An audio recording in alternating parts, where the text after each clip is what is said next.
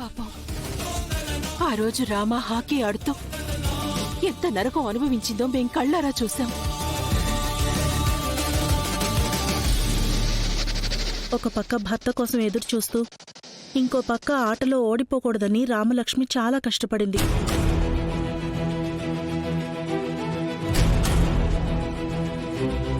ఇలాంటి వాళ్ల వల్లే ఆడపిల్లలు ధైర్యం చేసి ముందుకు రాలేకపోతున్నారు. అనుకున్న లక్ష్యాలు చేరుకోలేకపోతున్నారు. ప్రతి చోట భయం భయం భయం.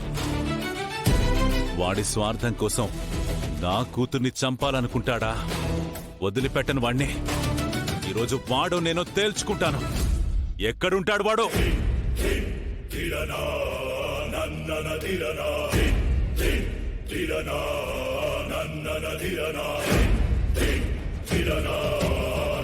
అక్కడున్నాడు వాడు.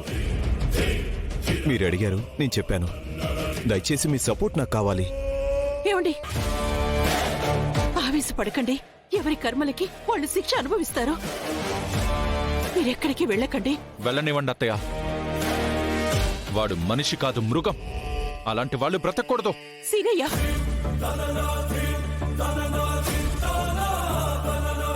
పదండి బావగారు, మీతో పాటు మేము కూడా వస్తాం. మాట్లాడుతున్నారు పెదనాన్న. వాడు మృగమే, కానీ ఆ శిక్ష మనం వేస్తే చట్టం దృష్టిలో మీరు దోషిగా మిగిలిపోతారు. అవునన్నయ్య, తొందరపడకు. అతను ఎక్కడుంటాడో తెలిసింది కదా.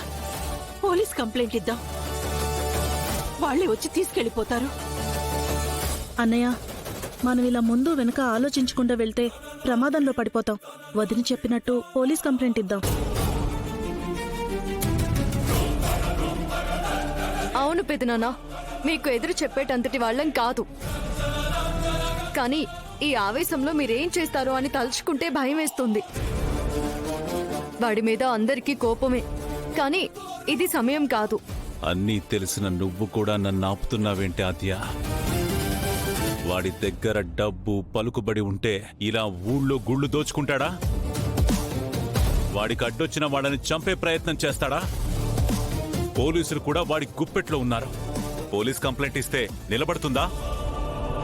క్షణాల్లో బయటికొస్తాడు. వాడు ప్రాణాలతో ఉండకూడదు.